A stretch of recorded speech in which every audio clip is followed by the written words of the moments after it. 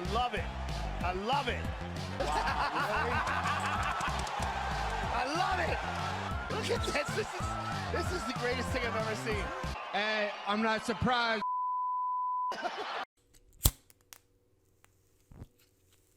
Hey, what's up my homies? It's the year 2022. We are back. I hope you guys had a blessed Christmas, a blessed New Year's. Man, we're doing it again. This is the first card of 2022. To quickly recap the last card, we had a great end to the year. Put together a nice run. But 2022, you know, you want to start the year with a nice run. Alright my homies, it's been a few weeks since I've said this, but as always, Hamzat smash that like button. Alright, let's get into it. Oh man, we've got a matchup between Jamie Pickett taking on Joseph Holmes. Now if you don't know who Joseph Holmes is, guys, I remember watching this guy in the Contender series. You know, he was like a minus 800, something crazy like that. Now to the credit of Joseph Holmes, he did win that fight, but wasn't as impressive as I expected. If you're looking at the record of Joseph, you know, you're noticing there's mainly submission wins. He seems to be a Muay Thai fighter if he isn't on the mat. Now Jamie Pickett on the flip side, what can we say for Jamie Pickett? He isn't the greatest fighter you've ever seen. And you know that because Jordan Wright beat him. You know, Jordan Wright thinks he's a ninja and he really did look like that against Jamie Pickett. So yeah, really guys, what you've got here is like a 50-50 matchup. It wouldn't surprise me if Joseph Holmes went in there and looked really good. And it wouldn't surprise me if it was like a split decision. You know, this is a matchup where you don't really want to be laying any units. You know, this is a clean slate, 2022.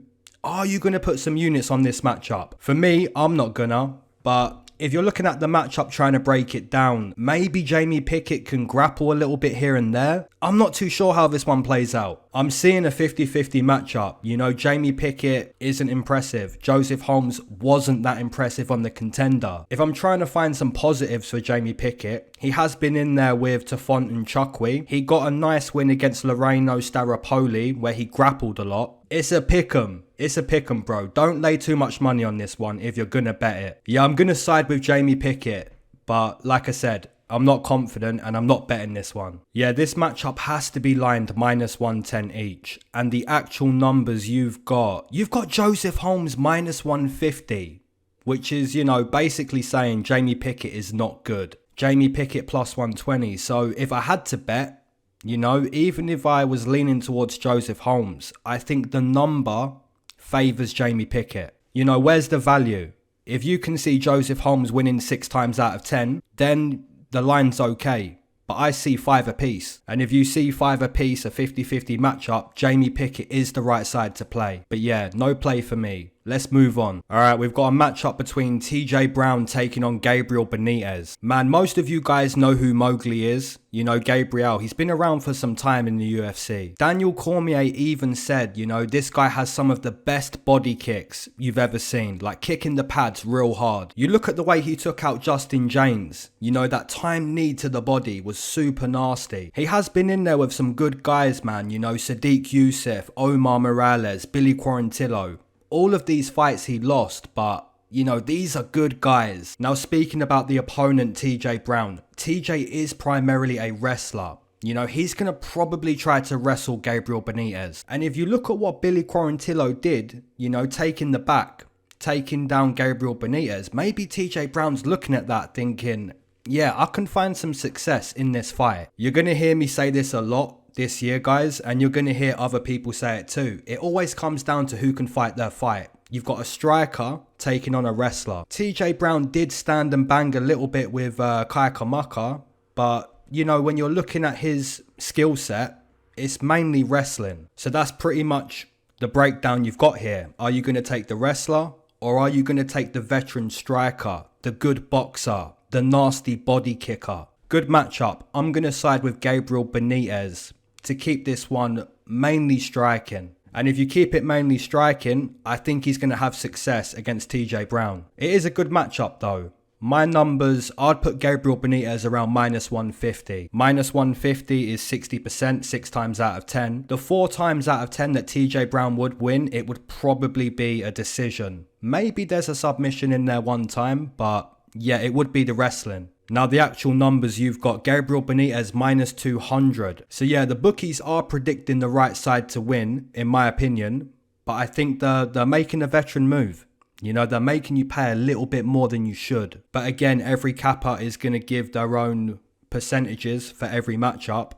If you favour Gabriel Benitez over 60%, over 6 times out of 10, then maybe you play this line. My prediction is going to be Gabriel Benitez, but the line, not liking it too much. It's a good matchup though. That's a good matchup. Alright, you've got a matchup between Vanessa Demopoulos taking on Silvana Gomez. Guys, I've been playing a lot of blackjack recently. I've been sweating the blackjack, right? Hey, let me give you an example. Anyone that plays blackjack, man, maybe you're down with this example. Let's say you get given a 20, right? And the dealer's showing a 10. It always feels like a 50-50 that the dealer has a 10 also. You know what I'm saying? This matchup is 50-50. You've got Vanessa Demopoulos versus Silvana. There's no lock in this fight. If you're looking at the skill set of Vanessa Demopoulos, you know, she kind of likes to take you down, use the jiu-jitsu. And if you're looking at what happened to Silvana in her UFC debut, so you're putting 2 and 2 together already, you know, you're seeing a path for Vanessa Demopoulos. I haven't picked Vanessa Demopoulos yet. I picked Corey McKenna, Lupita Godinez and JJ Aldrich all to beat this girl. You know, she's not exactly a high level fighter. Now on the flip side, you've got Silvana, who's arguably, you know, the best matchup out of all of those fighters that I just listed. Silvana Gomez, 37 years old. You know, you should be beating this girl. If you've got anything to offer in the UFC, you should be beating this girl. And maybe that's a little bit harsh, you know what I'm saying? But you've got to be harsh sometimes. What you've got here, man, is a 50-50 matchup again, in my opinion. But I'm going to side with Vanessa Demopoulos on this one. If she can take Silvana to the mat, you know, land on top, even if she doesn't get a sub, if she can do that 2 rounds out of 3, then she's going to be the winner. I'm not confident. I think it's a matchup where the UFC doesn't even know what to do with these two girls. So they're saying, yo, fight each other, and then we're going to see where we go from there. Yeah, I'm going to pick Vanessa on this one. I'll give her a shot this time. I wouldn't say 6 times out of 10 for either girl, so I'll say Vanessa minus 130. And the actual numbers, you've got both of these girls minus 110. So even the bookies are like, bro, go ahead. You can have minus 110 on both sides. We don't even know. If you put a gun to my head, I'm playing Vanessa. But there's no gun to my head. So I'll make the prediction. I'll do the breakdown. But yeah, we're not laying money on this one. Alright, my homies. We've got Dakota Bush taking on Slava Borshev. Man, we're going to spark up for my man Slava. Hey, you guys best have the drink-smoke combination on the go, you know? Coffee and a blunt. You cannot beat this combination. Alright, so speaking about this matchup, Slava Borshev. If you guys didn't catch this guy on the Contender Series, let me show you what he did. Hey, we're going to use the saying for the first time this year. Total obliteration. Man, in all fairness to Chris Duncan, you know, he did get a couple takedowns, he did land a couple low kicks, and his boxing wasn't terrible. But what was terrible was his striking defense. You know, Slava Borshev was catching him with many counter punches. You know, his counter ability was evident. And that's how it ended. You know, he stepped back with that lead hook and it was total obliteration. Now, Dakota Bush, guys, this guy's a wrestler. You know, if he wants to win this fight, he's got to do something similar to what Chris Duncan tried to do. And what Chris Duncan ultimately tried to do was use good pressure, boxing pressure, then into the level changes, the wrestling. So basically, Dakota Bush has to keep Slava Borshev on the mat. Now, if you look at when Chris Duncan took down Slava's get-up game was pretty good, you know? So it's a question of, can Dakota keep Slava on the mat? I'm going to say that he can't keep him on the mat. And if he can't keep him on the mat, Slava gets back to the feet, gets back to that counter punching. You know what I'm saying? I'm going to take Slava Claus. And I want to see that dance. You know, if he gets a win, even if it's not a TKO, I want to see the Slava Claus dance. You know what I'm saying? So yeah, I'm happy to be more confident on this prediction. I'm going to take Slava Claus to avoid the wrestling and to mainly strike in this fight. I'd say 7 times out of 10, so I'd put Slava around minus 220, minus 230. And you've got Slava Claus minus 200. Okay, I think that's reasonable. You know, the bookies are saying over 6 times out of 10, but not quite 7. You know, they're putting it in the middle of that 65% range. I think it's fair. You've got Dakota Bush coming back plus 150, plus 160. If he can wrestle well and keep Slava on the mat, you know, it's a good underdog prediction. But I'm going to side with the K1 striker, Slava Borshev. Alright, we've got a matchup between Ramiz Brahimaj taking on Court McGee. Man, this is a good matchup. So let's start with Court McGee. Court McGee's been around for a long time. You know, this will be his 31st professional fight. You know, he's been inside the octagon with some good fighters. Robert Whittaker, Ryan LaFleur, Santiago Ponzinibbio, Sean Strickland, Ben Saunders, Diego Lima, Sean Brady, Carlos Condit. You know, Court McGee's been in there with some animals. I don't know if he's still got this stat, but a few years ago he had some of the highest output at welterweight. Not sure it's still there, but about 4 years ago, you know, some of the highest output. Now, if you're looking at how he's going to beat Ramiz Brahimaj, and by the way, Ramiz Brahimaj is the guy that had his ear taken off in his UFC debut. You know, Max Griffin scraping his ear against the octagon fence, and yeah, it was hanging off, man. It was nasty. But you look at what Ramiz done in his most recent fight, you know, took down Sasha Palatnikov, and he shows the skill set. For anyone that doesn't know too much about Ramiz, this guy's like a no-gi world champion. You know, that's his skill set. So for Court McGee to win the fight, you probably want to avoid the mat. If you're Ramiz Brahimaj, you want to replicate something similar to what he done to Sasha. Take down the opponent. If we can take the back, even better. If we're taking half guard, just stay on top. Ramiz Brahimaj wants to grapple Court McGee. You know, like I mentioned with Court McGee, he has a lot of experience. So he does know how to avoid the grappling game plan. But on the flip side, when you've got a hungry animal in Ramiz Brahimaj who's gonna go for that takedown, it becomes a difficult prediction to make. I think if this was maybe 4 or 5 years ago and Court McGee was around 30 years old, maybe I'd make that prediction. Just based on Court McGee being able to strike, you know? But we've got Court McGee who's 37 years old. Similar to like a, you know, Sijara Eubanks against Gatto,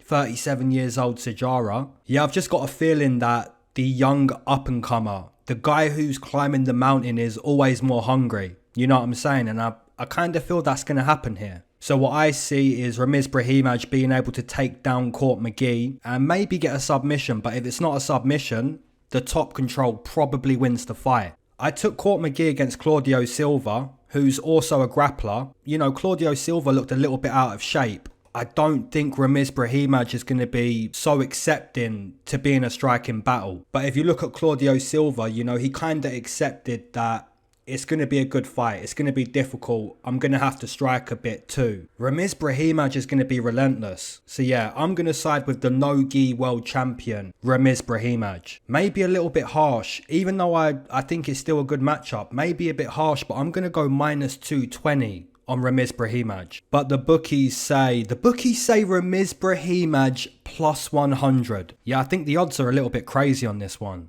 Alright, my homies, we've got a matchup between Brian Kelleher taking on Saidyokub Kakhramonov, I believe is the pronunciation. Might have butchered that one just a little bit. But yeah, this is a good matchup. If we look at Kakhramonov in his UFC debut, he took that fight on super short notice. Now, despite taking that fight on super short notice, man, he turned up. You know, there was a lot of grappling against the fence. You know, Trevin Jones initiating a lot of that. But if you look at Kakhramonov, man, he showed us a couple nice judo throws. So his ability to take the fight to the mat was pretty good. Another thing that I want to mention with Kakhramonov, despite taking that fight on short notice, man, his cardio was pretty good.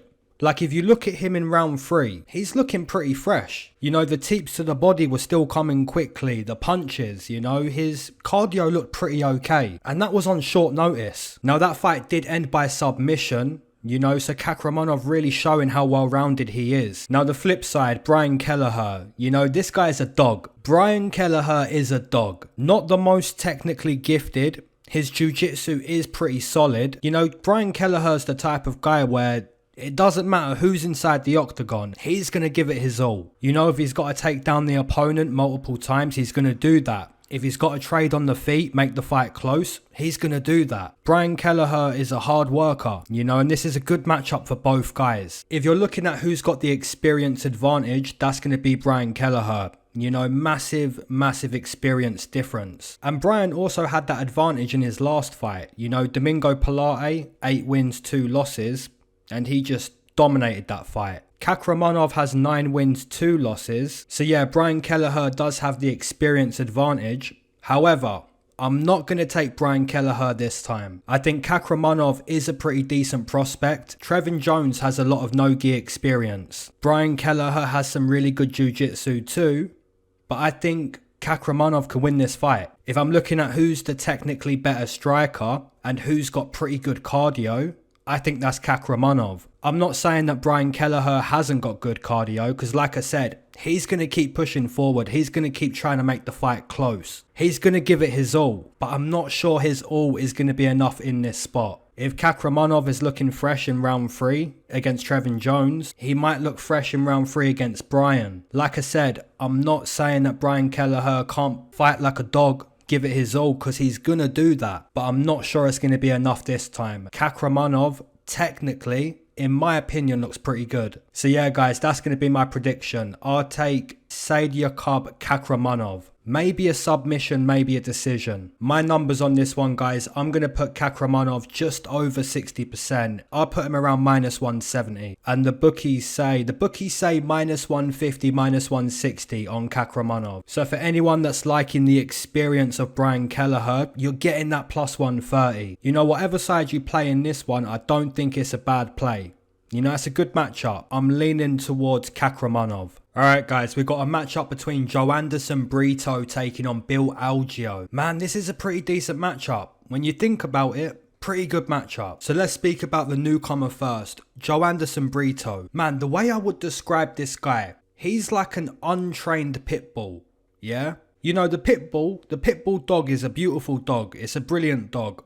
But when you've got a bad owner and it doesn't train the pit bull well, you know, the pit bull is aggressive, it's wild. And that's kind of what you've got here with Joanderson Brito. He's like an untrained pit bull that was trained to be that way. He's wild, he's not leaving anything inside the octagon. You know, look at all the punches he's throwing on the Contender Series. Every single strike this man's throwing is to finish the fight. Now, another thing that I like about Joanderson, if you look at the Contender Series fight, he was fighting a jiu-jitsu practitioner. He took this guy to the mat. You know, that could be looked at in 2 ways. You could say, man, that's not a smart thing to do. You know, the IQ isn't great. Or you could look at that and say, you know, he's confident in his game. He's well-rounded. He doesn't mind taking down these grapplers. There was a moment where the armbar was pretty close, but the submission defense, pretty good. Got out of those positions. Even a guillotine. You know, it was looking like the guillotine was close, but was able to get out of that submission. So yeah, Joanderson Brito, super wild on the feet, looking to knock you out, and he can take you to the mat. Now the opponent, Bill Algeo, on the flip side, this guy seems to be a kicker. You know, we've seen him fight a few times in the UFC, even against Brendan Loughnane on the Contender Series. What I noticed the most with Bill Algeo is the kicks. You know, he's a kicker. You know, the styles of these two guys are pretty different.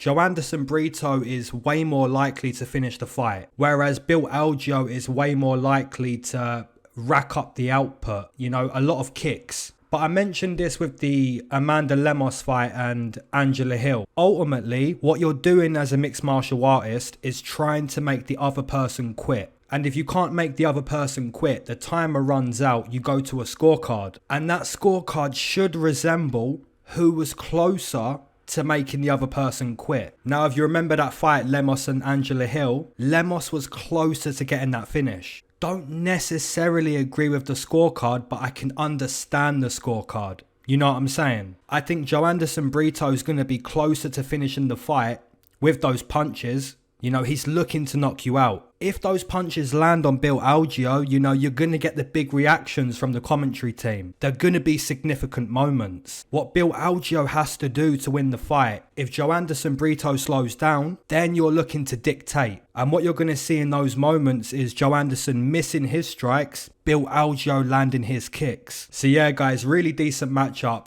my prediction, I'm going to go with the Pitbull, Joanderson Brito. And I know his octagon name isn't the Pitbull, but maybe I'll give him that octagon name. Yeah, my odds on this one, guys, I'm going to put Joanderson around -150. And you've got Brito -120. So yeah, I do understand what the bookie's saying. You know, there's a chance that Brito's going to slow down and Bill Algeo just takes the fight, nicks it. But what if Brito can take Bill Algeo to the mat when he's tired and end up on top? You know what I'm saying? I think -150, maybe a little bit of value on Brito. But yeah, that's going to be my prediction. Alright, my homies, you know what time it is, man. It's time for a smoke break. The first smoke break of 2022.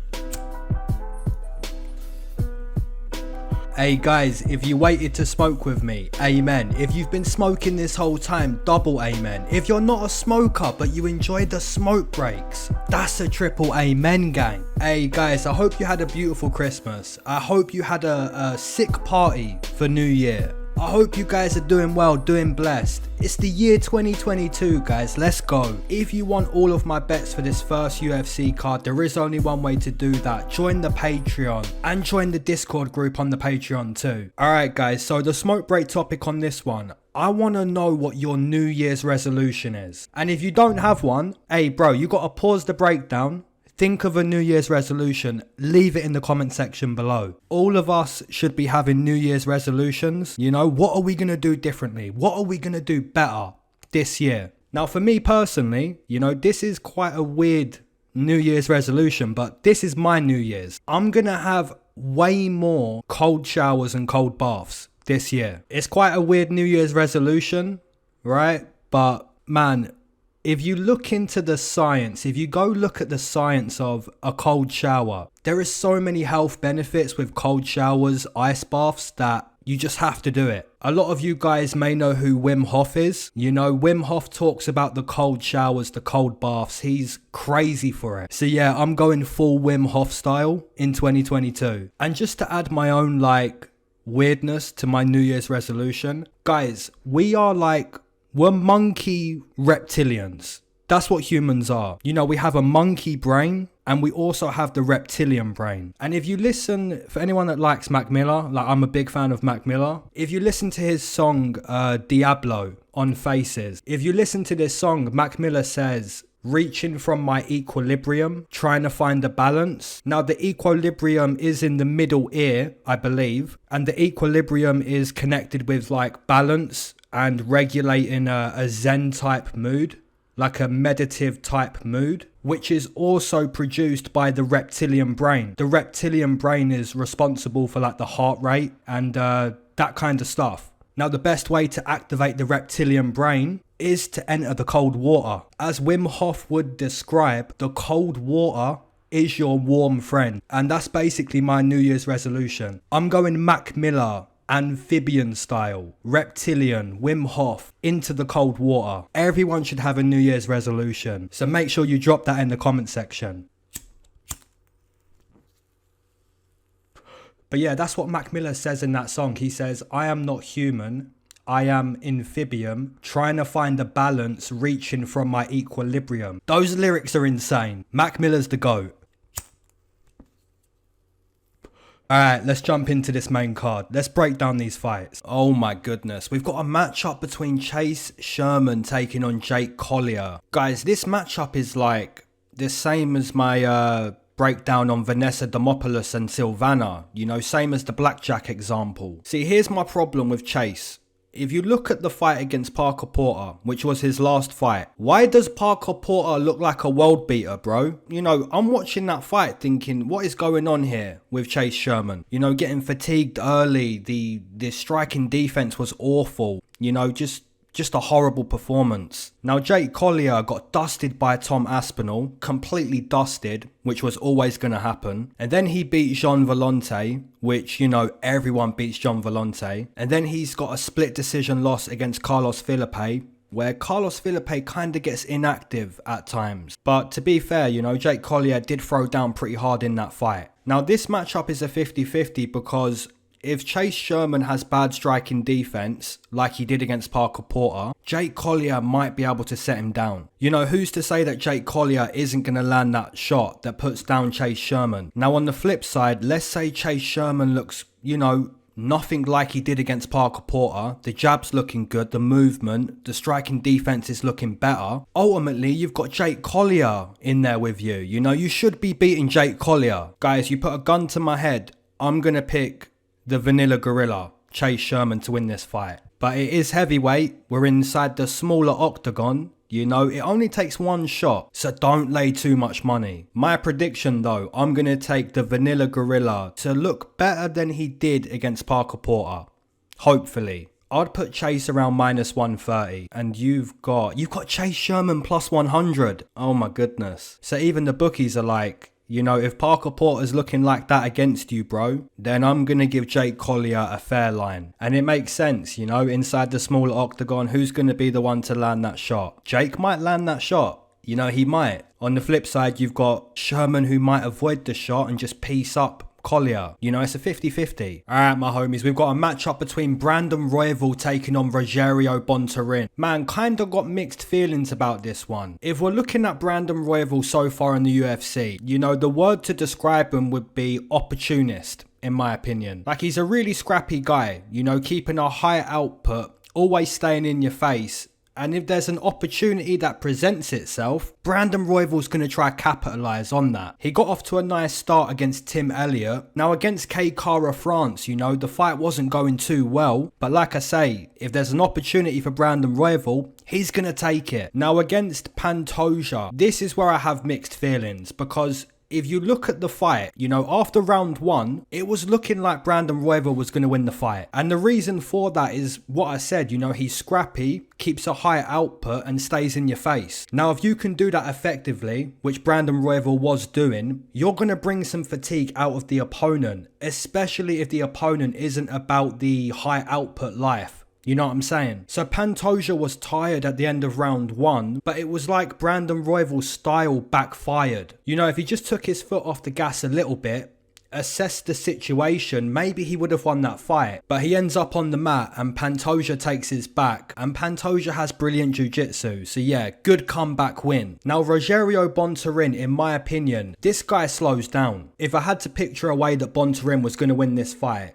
maybe Brandon Royval gets a little bit reckless with his pressure and Bontorin just lands a knockout punch. But the reason why it's a mixed feeling, Bontorin, like I said, kind of slows down a bit. And you don't want that against a guy who has brilliant cardio. Brandon Royval has really good cardio. So yeah, guys, I think this is a good matchup. My prediction, I'm leaning a little bit more towards Brandon Royval being the winner of this fight. You know, what I'm basically hoping for is Bontorin slows down enough to a point where Brandon Royval can just dictate the fight. You know, it looked like that was going to happen against Pantoja. It looked like Brandon Royval was going to control the fight after that first round, based on how fatigued Pantoja looked. So maybe that happens here. So I'm going to side with Raw Dog, Brandon Royval. Yeah, my numbers on this one, I'd put Brandon 6 times out of 10, -150, 60% probability. And you've got Brandon Royval -160, -170. So the bookies are saying the same thing, you know, 60% that Brandon Royval's going to win the fight. You could say that the bookies are kind of seeing the same thing,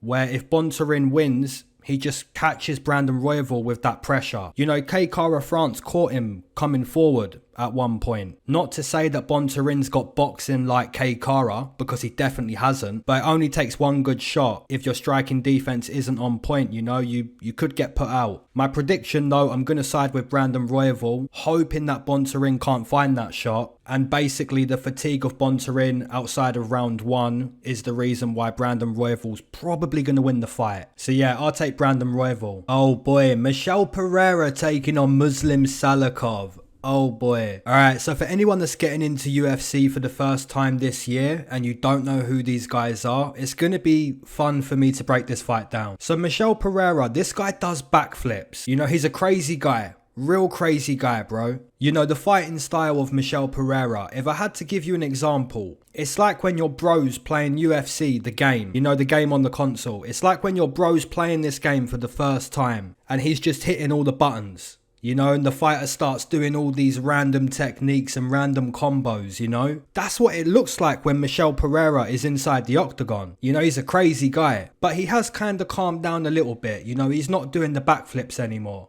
Actually, no, I take that back. He'd done the backflip in his last fight against Niko Price. Yeah, Niko Price was on the mat, and for Michel Pereira to get on the mat with him, he backflips to get there. Amazing. But yeah, guys, you know who Michel Pereira is. This guy's a crazy guy. Real crazy. Now, Muslim Salikhov on the flip side, this guy is an extremely skilled kickboxer. You know, just Google his record, man. Muslim Salikhov kickboxing. Got one of the best records you'll ever see. He lost his UFC debut to Alex Garcia, got taken to the mat and choked out. But since that UFC debut, Muslim Salikhov has only proven why he's a nasty striker. You know, you look at the way he put out Nordine Taleb, Ricky Rainey, controlled Laureano Staropoli, had a pretty good fight with Elizeu Zaleski and Francisco Trinaldo, but again, won both of these matchups. Now, if I'm Michel Pereira, despite having all the crazy techniques, the explosive movements, despite having this, if I'm Michel Pereira, I'm going to take Muslim Salikhov to the mat. You know, if you look at Michel Pereira against Zelim, decided in round 3, do you know what? I'm going to take you to the mat, choke you out, let's be done. Against Niko Price, you know, he offered some grappling in this fight too. So if I'm Michel Pereira, despite having all the crazy techniques, take the fight to the mat. Because if you don't take the fight to the mat, ultimately, you're allowing Muslim Salikhov to have a kickboxing battle. And if you allow a guy who's had like 200 kickboxing fights to fight a kickboxing fight, you know, your chances ain't going to be great. That's not to say that Michel Pereira can't land an explosive technique, because he definitely could. But you're just weighing up your options. You know what I'm saying? I think if Michel Pereira wants to win the fight, take it to the mat. I'm not entirely sure if he's going to do that though. And if he doesn't, like I said, Muslim Salikhov in a kickboxing fight, I'm liking that. So my prediction, guys, I'm going to side with the king of kung fu, Muslim Salikhov. Also, guys, the cardio of Michel Pereira, no bueno. Even in the win against Niko Price, you can see the fatigue of Michel Pereira. I'm going to side with Muslim Salikhov. This is 100% one of the best matchups on this card. Yeah, my numbers on this one, I'm going to put Muslim around -150. And we've got Muslim Salikhov plus 100. So the bookies are basically saying, yo, Michel Pereira's probably going to take him to the mat. You know, it's a difficult one to predict. And when you do predict it, your confidence ain't high. I'm sure there's a lot of people who are going to pick Michel Pereira, but you're thinking, man, if he gets tired, if he doesn't take him to the mat, you know, there's a lot of things to say about this matchup. Ultimately, I think it's a good one. I'm going to side with Muslim. Alright, we've got the co-main event, which I hope this isn't the co-main event. Katlyn Chookagian taking on Jennifer Maia. Now, this matchup is a rematch.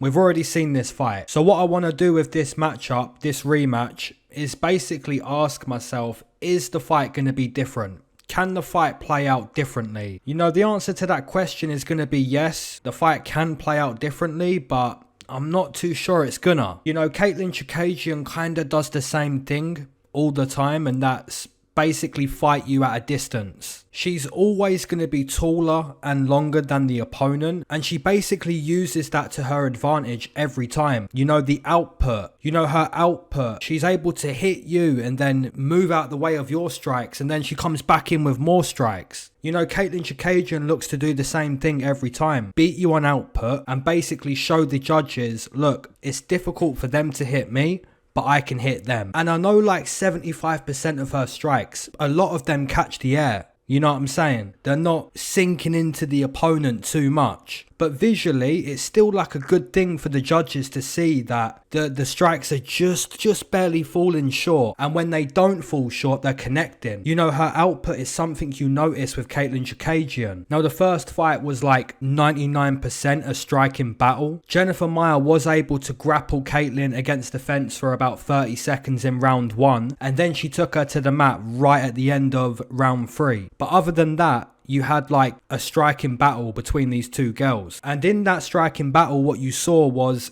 Katlyn Chookagian made it difficult for Jennifer Maia to tee off with her own strikes. It's not to say that Jennifer Maia didn't have any success. You know, she was landing that inside calf kick. She was landing, but the story of the fight was Katlyn Chookagian with the movement, with the striking defense. Now this rematch is going to happen inside the smaller octagon, so there's less space for Katlyn Chookagian to work with, and that's how the fight may play out a little bit closer. I think it's going to be easier this time for Jennifer Maia to land those strikes. You know, it was a good striking battle the first time round, and it's going to be a good striking battle again. I think the best bet is maybe the fight goes the distance, because I cannot see Katlyn Chookagian finishing Jennifer Maia. And if Katlyn likes to fight at a distance, likes to use a lot of movement, I can't see Jennifer Maia finding that stoppage either. So maybe the best bet would be over 1.5 or fight to go the distance. But if I'm going to make a prediction, maybe the rematch goes down kind of similar. I'd say Katlyn Chookagian 29-28, maybe a split decision. I'll side with Katlyn Chookagian to win the rematch, but as far as finding a bet, maybe the fight to go the distance would be a better prediction. I would price Katlyn Chookagian around -170, and the bookies say Katlyn Chookagian -160 up to -170. You know, inside the smaller octagon, if Jennifer Maia can land a few big punches, you know, that +150 might not be a bad spot to hit. This one best not be the co-main. Alright my homies, main event, we've got Calvin Kattar taking on Chikadze. This is a great main event. Guys, I just want to mention I may be doing another video this week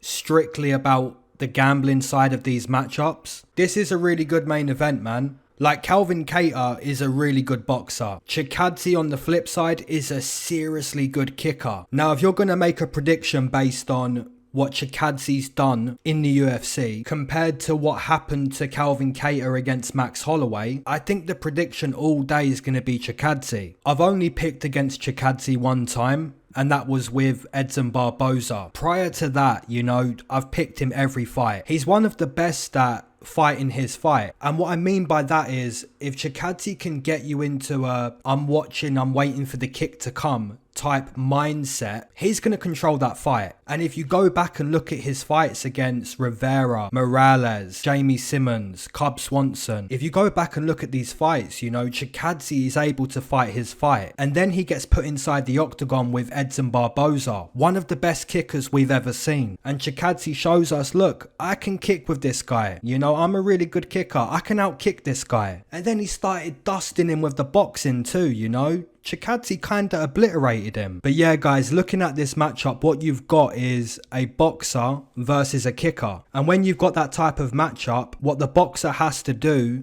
is crowd the kicker, because the kicker wants space. Anytime the kicker has space against the boxer, the kicker has the advantage. If the boxer wants to win the fight against the kicker, for him to look like he's in control to the judges, he has to take away the kicks. And the best way to take away the kicks, like we just said, is to crowd the kicker. You know, use a high pressure, stay in the face. You're almost in dirty boxing range, you know.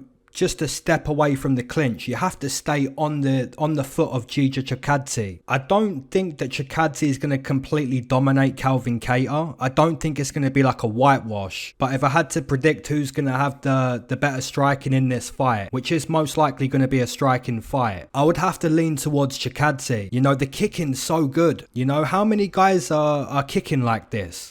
Not many. You know, he's going to land those body kicks, high kicks, low kicks against Kattar. And you kind of wonder how many kicks is Calvin Kattar going to take. I know he got dusted by Max Holloway. You know, dusted completely with the boxing. He doesn't have to worry about that with Chikadze. It's not the boxing you have to worry about, it's the kicks. So if you're thinking, man, it's not the boxing here that's going to get me, it's going to be the kicks. What you have to do is take away those kicks. It's always going to come down to who can do what they've got to do. Chikadze wants space. Calvin Kattar doesn't want space. This is going to be inside the smaller octagon again, so kind of favours Kattar. At least when you think about what Kattar has to do to find success with the boxing and what Chikadze has to do. You know, Calvin Kattar is a much better boxer than Edson Barboza. So if people are thinking, you know, Chikadze's just going to dust Calvin Kattar, and it's gonna look like the fight against Edson, I'm not too sure that it's gonna look exactly like that. However, guys, my prediction is still gonna be Chikadze. I've only picked against him one time, and I don't want to do that again here. It's kicking versus boxing, and I'm favouring the kicker. I know what Kelvin has to do to win, and if he can do it, you know, he really might win. And what he's got to do is use a high pressure. Stay on Chikadze, no space. We're having an ugly fight. I'm going to box you. I'm going to land the jab multiple times, and when you try to move away to find space for the kick, I'm coming with you, bro. I'm following you. I'm staying on you. That's what Calvin Kattar has to do to win the fight. Maybe he can do it for the first round, but can he continue to do it round 2, round 3? You know, I'm not too sure that he can continue to use the higher pressure. I know he's going to make it difficult for Gija at certain times in the fight, but I think Gija's also going to make it difficult when he does find space to kick. It's a good striking battle, you know, boxing versus kicking. I'm going to go with kicking on this one. Out of 10 times, I would say Gija around 6 times, maybe over 6 times out of 10. So yeah, I'm going to price Chikadze around minus 180. And the bookies say minus 250 on Chikadze. Man, so the bookies are saying, yo, if you're trying to make money on Chikadze, best believe we're going to make you pay for it. Yeah, for me personally, guys, I'm not going to be betting on the main event. But for anyone that is betting on the main event, I think maybe put Chikadze's line with another line so you can get plus money. Hitting minus 250 up front in this spot, I don't think it's going to be too wise. Unless you're capping Chikadze over 7 times out of 10, then you can hit it straight. But if you're seeing like a good fight, but you want to bet on Chikadze, maybe you put that in a parlay. If you're seeing a good fight and you're liking the odds on Calvin Kattar, you know, you haven't got to put that in a parlay. You've already got the plus money. You know what I'm saying? It's a good main event. As always, my homies, drop down your main event, your co-main event, your underdogs, parlays, your lock picks, all of that good stuff in the comment section. Keep your eyes to the sky, never glued to your shoes. Mac Miller. Alright, peace.